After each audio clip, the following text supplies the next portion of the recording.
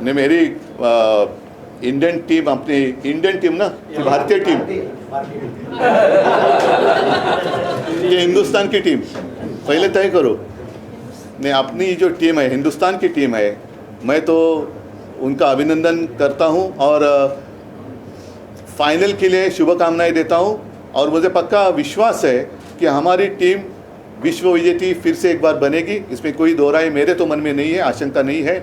साथ ही साथ कल विराट ने जो एक विक्रम, नया विक्रम रचा, उसके लिए मैं विराट का अभिनंदन करता हूं। और मैं तो मानता हूं कि अभी तक विराट वो जो शिखर होता है वहाँ तक पहुँचा नहीं है, वो और आगे उसको जाना चाहिए और वो ज़रूर जाएगा, ऐसी मेरी शुभकामनाएं हैं। आज मैंने आप सारे लोगों को इसलिए बुलाए हैं, आप सभी लोगों को याद होगा वो एक ज़माना था 1947 नहीं 87, पूरे देश में एक उपचुनाव हुआ था पार्ला में। शिवसेना अकेली थी और खिलाफ सारे लोग थे, कांग्रेस भी थी और भारतीय जनता पार्टी भी थी। और वो पहला चुनाव शायद इस देश में सिर्फ लड़ा नहीं, जीता हुआ था हिंदुत्व के मुद्दे पर।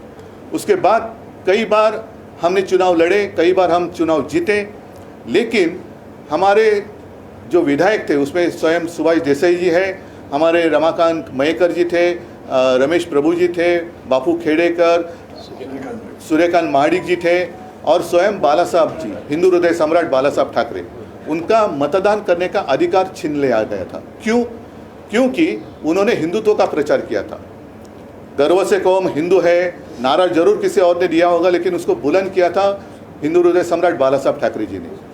उस वक्त उन्होंने प्रचार किया हिंदुत्व का, मंदिर वही बनाएंगे, तो उस प्रचार को करप्ट प्रैक्टिस एक वर्ड इस्तेमाल किया गया था। करप्ट का मतलब क्या होता है आप सब लोग जानते हैं। करप्ट प्रैक्टिस कहकर सारे लोगों को सजा दी गई थी। तो अब मैं जानना चाहता हूं, पिछले कुछ महीनों में कर्नाटक में जो चुनाव हुआ था, तो हमारे प्रधानमंत्री जी वहां गए थे और उन्होंने स्वयं कहा था कि जब भी मतदाताओं को आह्वान किया था कि जब भी आप मतदान करोगे तो बजरंगबली की जय कहकर मतदान का वो जो बटन है वो दबाइए। कल परसों हमारे केंद्र के गृह मंत्री अमित शाह जी मध्य प्रदेश गए थे, उन्होंने सारे लोगों को कहा कि आप अयोध्या जाएंगे तो खर्चा आएगा कि नहीं आएगा, तो लोगों ने कहा आएगा, तो बोलते मैं कहता हूँ नहीं आएगा। अगर आप भाजपा को वोट करेंगे तो आप सभी लोगों को फ्री में हम रामलला का दर्शन करेंगे। तो क्या जो कोड ऑफ कंडक्ट है उसमें कोई बदलाव चुनाव आयोग ने लाया है?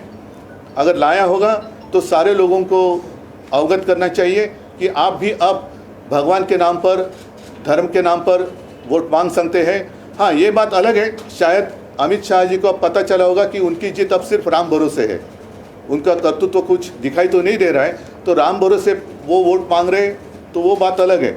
लेकिन उस वक्त जो मेरे पिताजी को हिंदू हृदय सम्राट बाला साहब जी, सुभाष देसाई जो हमारे अन्य लोग थे, उनको जो सज़ा सुनाई गई थी, तो वो सही थी या गलत थी?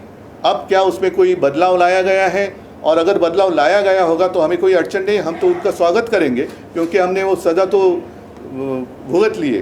तो अब उसमें कोई अगर बदलाव लाया होगा चुनाव आयोग ने, तो उसे चुनाव आयोग को आज हमने एक लेटर लिखा है, खत लिखा है, और हमने कुछ सवाल पूछे कि अब की स्थिति क्या है, क्या आपने कुछ उसमें बदलाव किया है, तो हमें आप बताइए, ताकि हम भी आगे जाकर जय भवानी जय शिवाजी, हर हर महादेव और जो राज्यकर्ता है उनको सुबुद्धि आने के लिए गणपति बाप्पा मोरया कहकर बटन दबाइए, ऐसे आह्वान हम हमारे मतदाताओं को कर सकते हैं। तो उसमें कोई गलत किया है ऐसे मैं नहीं मानता, लेकिन अगर किया है तो हमें भी उस तरीके से प्रचार करने का मौका मिलना चाहिए। नहीं तो जैसे मैंने कहा कि क्रिकेट के दिन चल रहे हैं, सिर्फ वो कुर्सी पे बैठे हैं इसलिए उनको फ्री हिट, और हमने कुछ किया तो हमारी हिट विकेट, ये कानून हमें मंजूर नहीं है।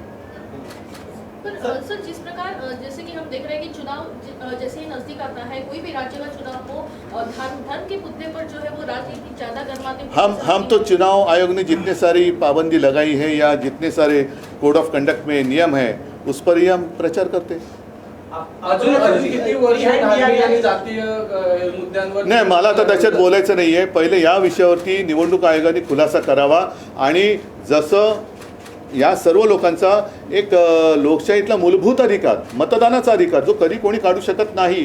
कारण तुमच्या मतदानावरतीच सरकार निवडून येतं. अशा वेळेला तुम्हाला मत देण्याचा अधिकारच काढून घेतला तर हा निवडणूक आयोगाचा गुन्हा आहे. तो आमच्यावरती लादून तुम्ही आम्हाला शिक्षा केली होती, तर ती शिक्षा योग्य होती की नव्हती, का आत्ता होते ते योग्य आहे हे त्यांनी आम्हाला सांगावं. आपको लग रहा है चुनाव आयोग पार्शियलिटी कर रहा है बाकी दलों मैं अभी नहीं कहता कुछ, चुनाव आयोग से उत्तर आने दो.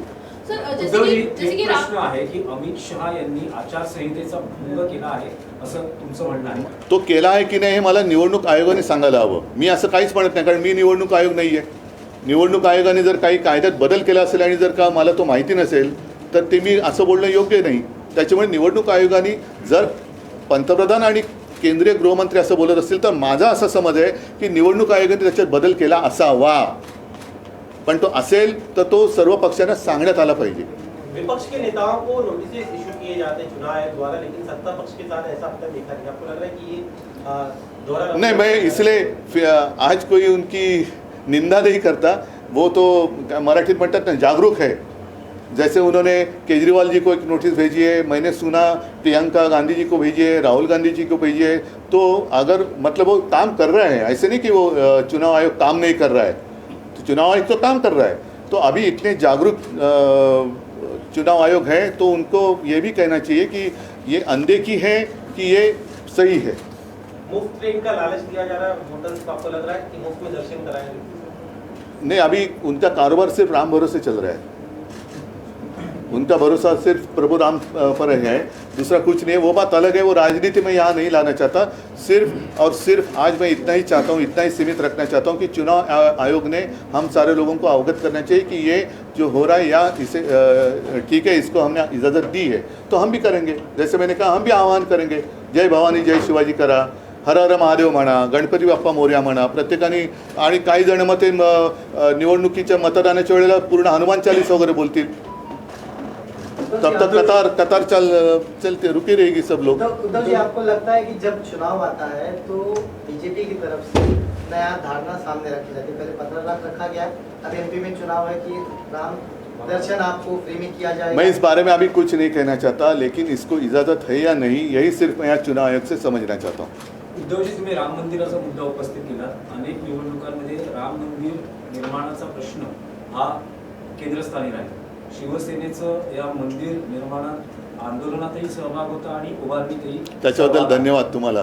देणगी दिली आणि त्या आंदोलनामध्ये शिवसैनिक हे तर अनेकदा जाहीर झालेलं आहे. तर अशा वेळेस 22 तारखेला जे उद्घाटन होतं आहे, तुम्ही स्वतः या उद्घाटन बघा, कार्यक्रमात ऐका, उपस्थित राहणार. हे दूरची गोष्ट आहे.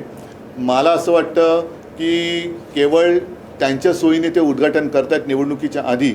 कारण अशी सुद्धा माहिती आहे की जसं म्हटलं की त्यावेळेला देशातल्या कानाकोपऱ्यातनं हे काही स्पेशल गाड्या, करोडो लोक तिकडे, म्हणजे देशाची लोकसंख्या 1.25 अब्ज असेल तर 1 कोटी 100 कोटी लोक तिकडे कदाचित जमू शकतील. कारण भाजप जगातला ताकदवान पक्ष आहे, त्यांना सहज शक्य आहे 100 कोटी लोकांची ते विशाल जनसभा घेऊ शकतात. त्या गर्दीत मी काय जाणार. त्याच्यामुळे मी 2 वेळा जेव्हा हा विषय थंड बस्त्यात होता त्यावेळेला मी तिथे गेलो होतो. त्याच्यानंतर मुख्यमंत्री झाल्यानंतर सुद्धा मी गेलो होतो. आणि ज्या ज्या वेळेला माझ्या मनात येईल त्या वेळेला मी अयोध्येला जरूर जाईन. मात्र आज पुन्हा एकदा सांगतो की अमित शहाजी जे म्हणालेले ते केवळ निवडणुकीपुरतं मर्यादित न राहता या देशातल्या ज्याला कोणाला ज्या वेळेला वाटेल तेव्हा त्याची मोफत अयोध्या वारी भाजपने करावी. ठीक आहे.